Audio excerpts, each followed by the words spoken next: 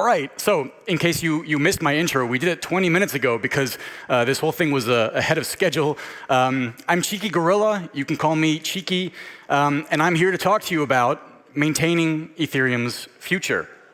But before we talk about that, it's probably worth clarifying what even is Ethereum's future? And this is actually kind of a tricky thing to answer because the reality is we don't actually know yet everything that Ethereum will enable because there's so many different ways to use it. But I feel pretty confident in saying that at the very least, we can expect Ethereum to be the most decentralized, secure, and credibly neutral programmable money and smart contract platform. And if you need that phrased as a North Star, well then here's one for you, courtesy of Tim Bako, an economic layer for the internet. Pretty cool, right? But I guess I'm curious, how many of you feel like Ethereum is already ready to be an economic layer for the internet? So by a show of hands, raise your hand if you think that today Ethereum is already done. No more work needed, it's good. Where are my ossification bulls at? There's one. He's ashamed to be there. All right, if your hand is not raised right now, congratulations, you are correct. There is, in fact, quite a bit of work left. Here was a core protocol development roadmap that was proposed by some guy a few years back, and it was actually pretty cool because it compartmentalized the roadmap into these fun rhyming categories. And so you had the merge, the surge, the scourge, the verge, the purge, and the splurge. And while rhyming is very fun, of course, I'm pretty sure that some of those words made no sense to you. So why don't we quickly recap what you can expect from Ethereum's core protocol development in the short, medium, and long term that will get us to the point where Ethereum can be the economic layer for the internet. Starting with today, or actually a couple of weeks ago, we had the Pectra upgrade. And this brought three really exciting upgrades to Ethereum. For starters, blobs were doubled. And if you don't know what blobs are, they're basically the way that layer 2s post data to Ethereum. And so by doubling that data availability, we're actually making layer 2 transactions cheaper.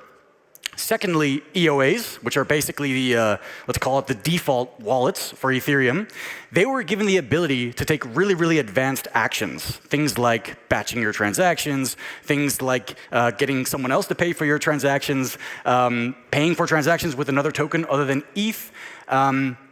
If you haven't tried out any of these superpowers yet, don't worry, you're not alone. It's because the app layer still needs to kind of upgrade their stack to support all this, so you'll have it in due course. And lastly, stake consolidation.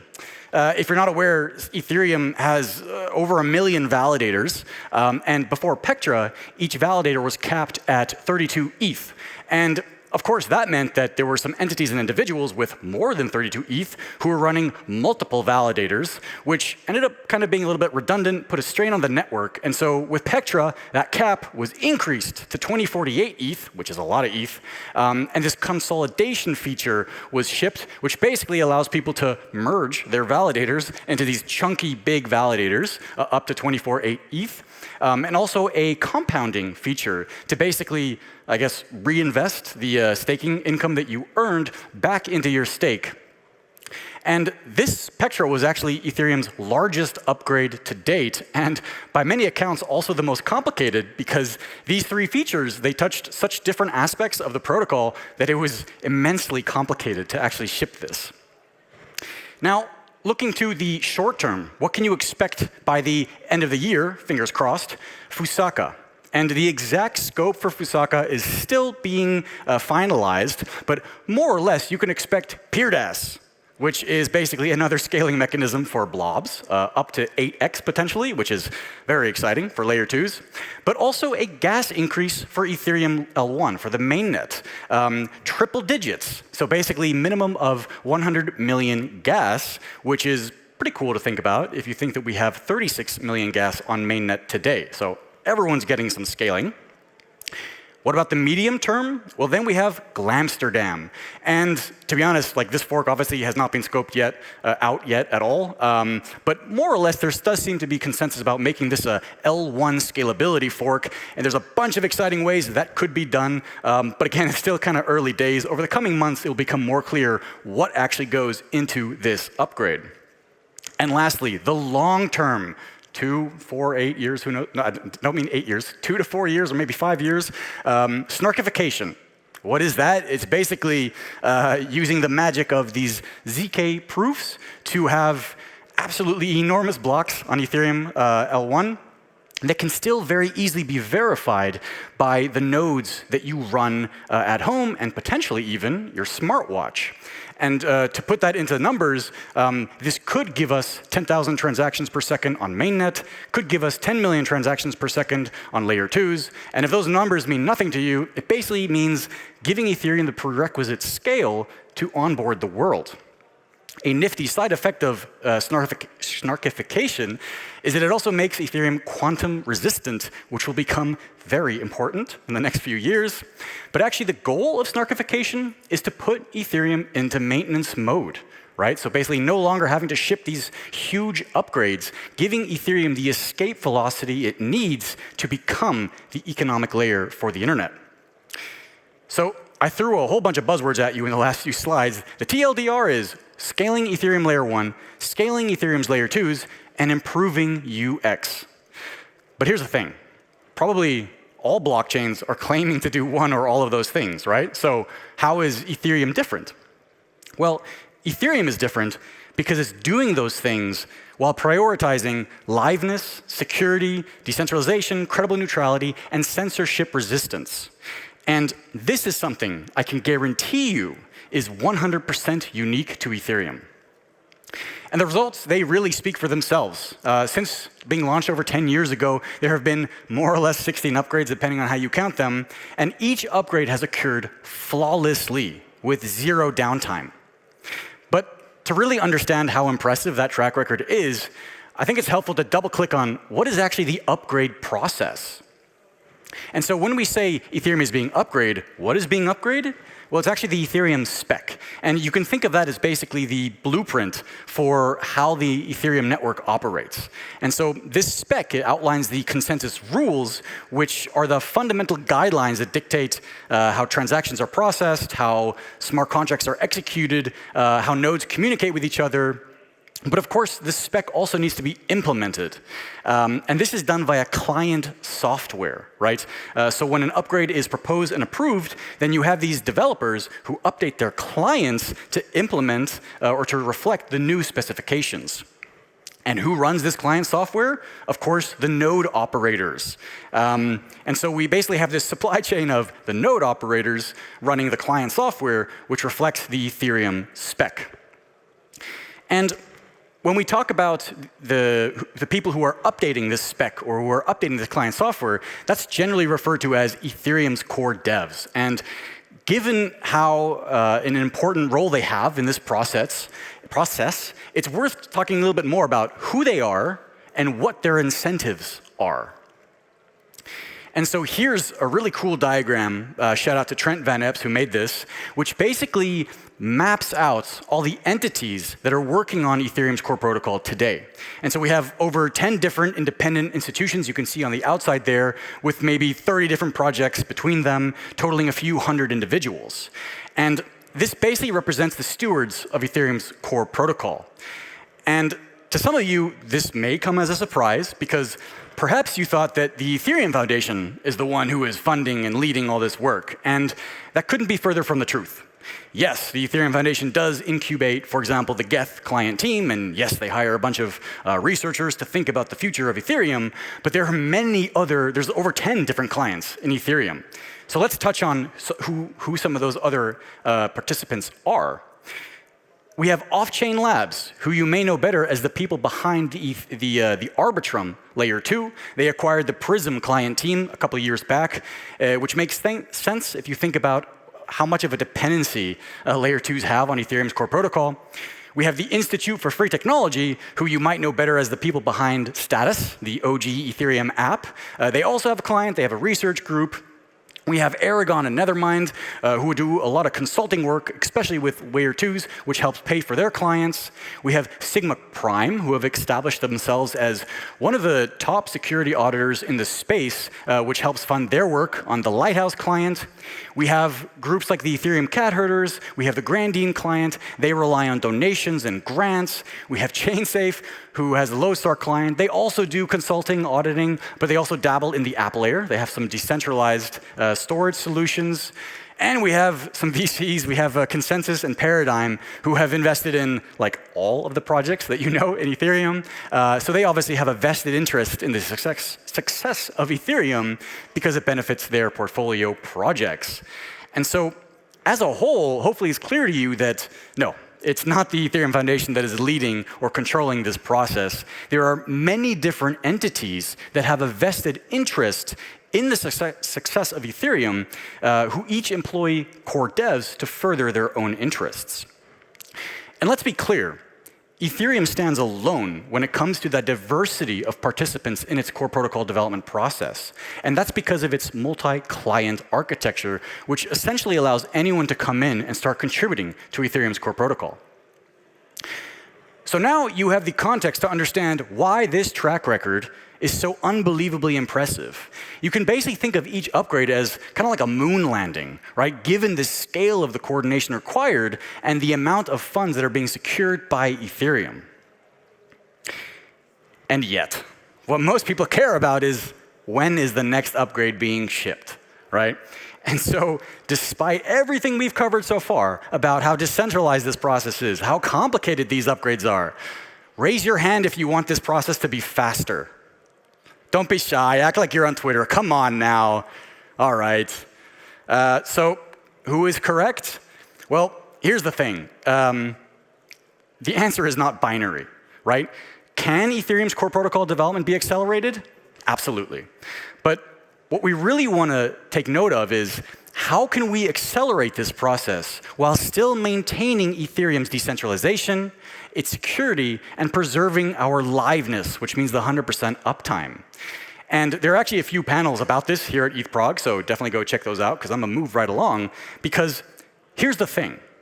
We will not be able to accelerate Ethereum's core protocol development roadmap if we are not able to onboard and retain our talented core devs. And unfortunately, today, funding for Ethereum's core protocol work only provides a fraction of the financial incentives that are otherwise available in the ecosystem. And that's not great, because it means that it's basically not economically rational to work on the core protocol itself.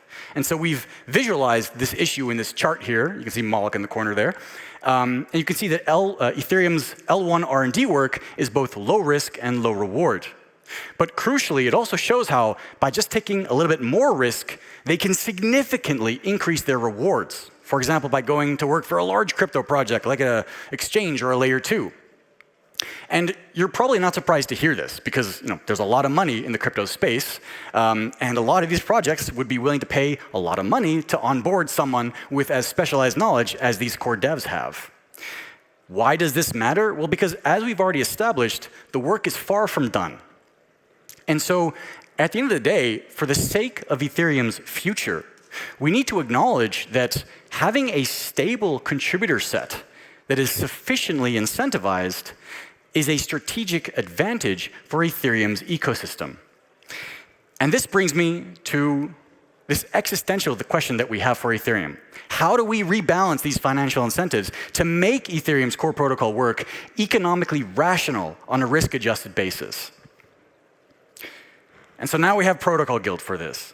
And so Protocol Guild is Ethereum's leading independent funding organization that is specifically focused on Ethereum's core protocol work.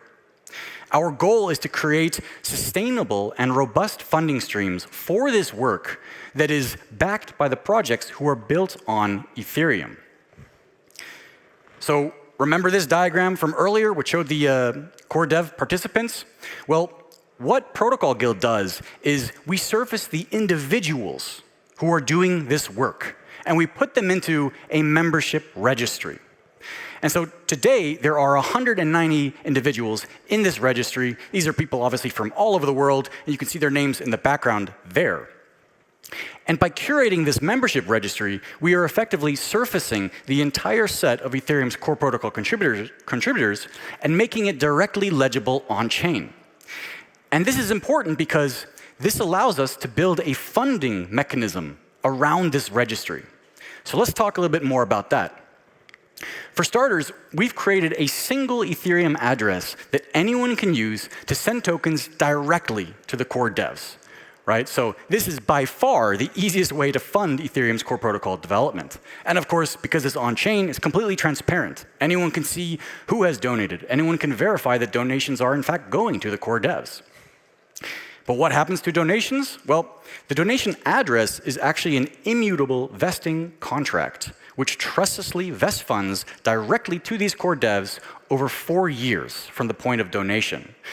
Why 4 years? Well, because we want to create strong long-term incentives for these core devs to continue the work that they're doing and hopefully finish the job over the next 4 to 5 years. How is funding distributed? Well, ask any project that's dealing with distributing funding. It's really complicated to do that in a fair way. And at Protocol Guild, we sidestep that complexity to basically reduce our governance overhead by using the most simple impact measurement that we know, which is time. And so effectively, the longer you've been contributing, the higher your share of vested funds, of donated funds. But of course, we do also use a square root function, which essentially makes it such that the newer members, their share is actually increasing at a much more rapid rate compared to more long-term members. And long-term members, they're actually constantly being diluted. So now you know about Protocol Guild, you know about this funding mechanism, and so you might be wondering, okay, when will this work be economically rational? And here's the thing. Today, Protocol Guild has 3 full-time contributors. I am honored to be one of them. And there's only so many projects that we can talk to about trying to fund this work, right? To achieve our goals, we literally need to raise hundreds of millions, if not billions, of dollars. And that is not something that we can do via proactive fundraising alone. So how do we solve this? By creating social norms. Here's a tweet from Danny Ryan back in 2021 where he said, "Make it a social norm for projects building on Ethereum to allocate a portion of their tokens to the individuals who are building and designing the L1 infrastructure they rely on." Fun fact, this tweet inspired the creation of Protocol Guild. So how do we build these social norms? By convincing projects to take the Protocol Guild pledge. And there are some projects in this room that have done so, but we'll get to that in a bit. How many people here have heard of the Protocol Guild pledge? Not enough. Next year, I expect all of you to raise your hands. What is the pledge? It is a commitment by projects building on Ethereum to donate 1% of their token supply towards funding Ethereum's core devs. So let's unpack this ask. Why are we asking for native tokens? Why not ETH or stables? Well, because by donating tokens, you are giving Ethereum's core dev access to a diversified basket of funds that represents the value being created in the ecosystem. And crucially, you're giving them access to the upside of those tokens while still staying focused on their core protocol work.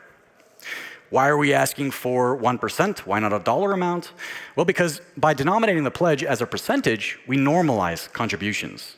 Not all projects can make a $10 million donation, but all projects, no matter how big or how small, could make a 1% donation. It's also easy to pledge. You can take this pledge before you even have a token. It also abstracts volatility, because even in a bear market, 1% will be 1%. And we did some math, and we figured that 1% will be more or less sufficient if we can establish this social norm and get a whole bunch of projects taking this pledge. And lastly, why take the pledge at all? Well, given that you're in the room with me here today, hopefully this is self-evident, but it's to fund your dependency. If you are building on Ethereum, you have a dependency on Ethereum's core protocol development. It might be for data availability or uptime or whatever else. By taking the pledge, you are helping to rebalance these financial incentives to ensure that these talented core protocol contributors keep on maintaining and upgrading the protocol that you depend on. It also contributes to a more resilient Ethereum by providing a new diversified funding stream for this work, and it also scales Ethereum's values. Public goods are good. Ethereum's core protocol development is a foundational public good. How do you take the pledge? It's super easy, just tweet about it. You make a public commitment. And so here were the first 3 projects to take the pledge. Shout out to EtherFi, Tycho, and Pondao, who you may know as one of the sponsors. Yeah. And we've been around for just over 3 years. And in that time, we've received over 9,000 donations, totaling $183 million. Valued at the time of donation. Today, that's worth $78 million, such as crypto. But you can see we've received significant donations from many different projects in the ecosystem. And I know what you're thinking. That's a lot of money. Protocol Guild doesn't need any more money. And this is not quite true, because remember, we're distributing this funding today to 190 individuals, but every quarter we're onboarding, or new core devs are being onboarded. And also remember that the funding is being distributed over 4 years, right? Vesting. And so what that means is the median core dev can expect to receive approximately $80,000 from Protocol Guild over the next 12 months. And $80,000 is a great amount of money, but it is not competitive enough with the kind of job offers they're getting in the ecosystem. So unfortunately, today, Ethereum's core protocol work, despite all the progress that we've made, it's still not economically rational. And so if we want the financial incentives associated with Protocol Guild membership to be enough to onboard and retain these talented core protocol contributors, and who knows, in the worst case, be a funder of last resort, we still need to scale our fundraising by orders of magnitude. But the progress is really promising that we've seen over the last 3 years. We've been honored to see so many projects take the pledge. And so we do think that if we can normalize that projects building on Ethereum donate 1% of their token supply to help fund core devs, then we can make this work economically rational. And so my final shout out to you is, if you know a project that is planning a token launch, please let them know that you would like them to take the Protocol Guild pledge. That way we can all secure the future of Ethereum together. Thank you very much.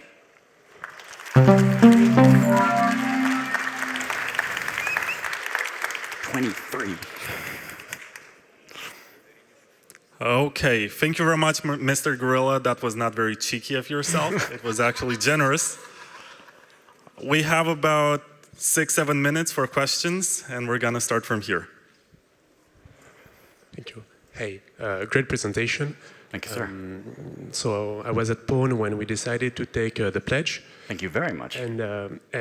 So you decided 4 years. And now my question to you is, for some people, it might seem like a short amount of time. Let's say that maybe why not sell the token over a period of 10 years, maybe?